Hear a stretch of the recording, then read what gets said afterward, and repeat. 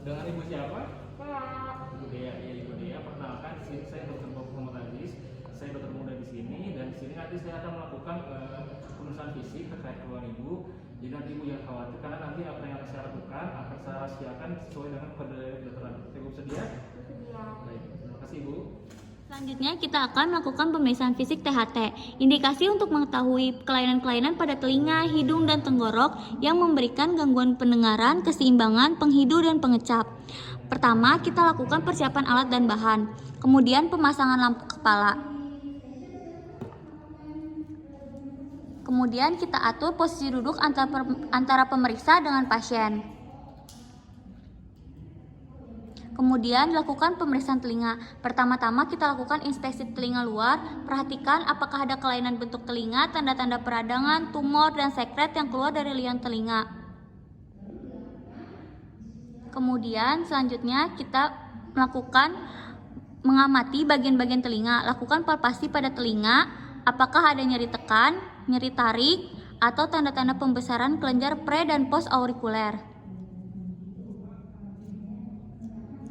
Selanjutnya, kita lakukan pemeriksaan auskultasi pada telinga dengan menggunakan stetoskop. Dapat dilakukan pada kasus-kasus tertentu, misalnya pada penderita dengan keluhan tinnitus objektif.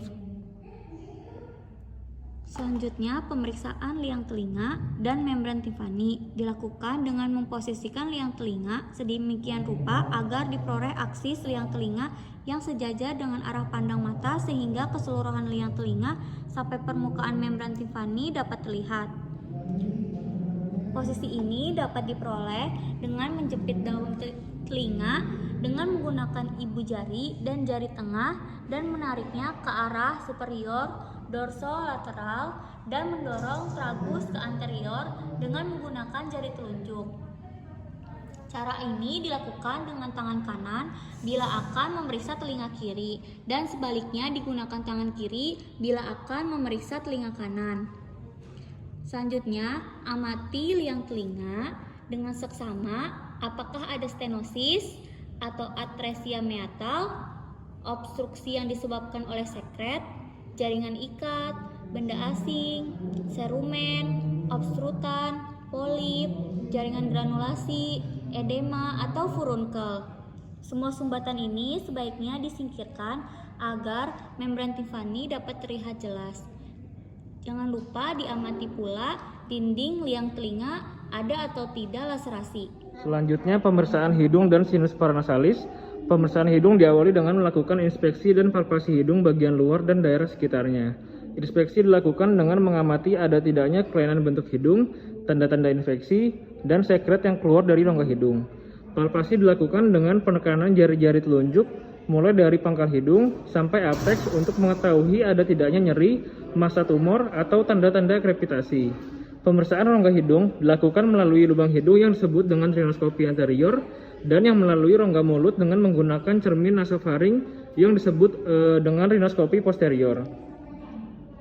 Yang pertama, rhinoskopi anterior. Rhinoskopi anterior dilakukan dengan menggunakan spekulum hidung yang disesuaikan dengan besarnya lubang hidung. Spekulum hidung dipegang dengan tangan yang dominan.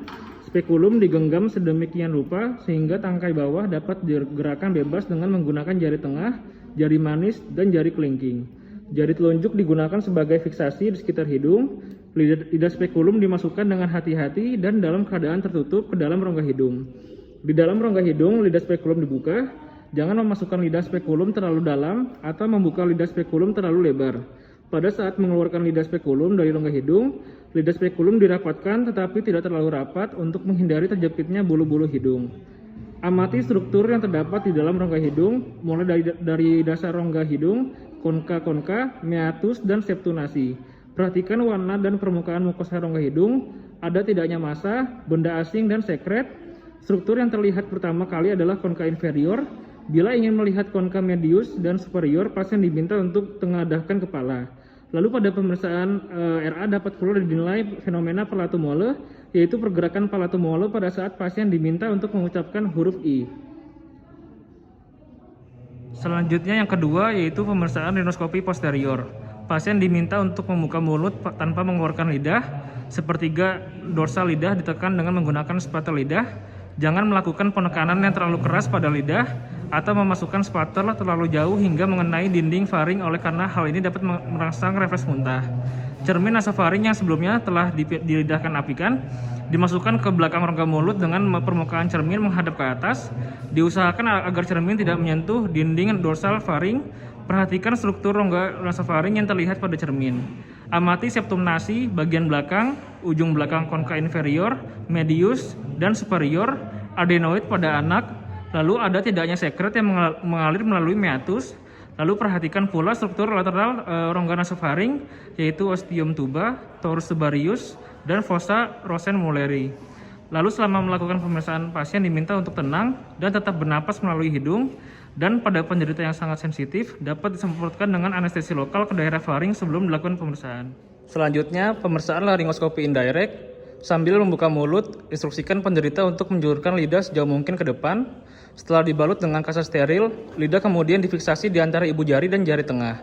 Pasien diinstruksikan untuk bernafas secara normal, kemudian masukkan cermin laring yang sesuai sebelumnya telah dilidah-apikan ke dalam orofaring.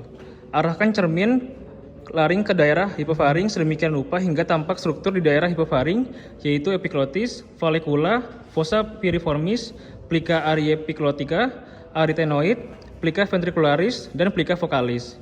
Penilaian mobilitas plica vocalis dengan menyuruh penderita mengucapkan huruf I berulang kali. I,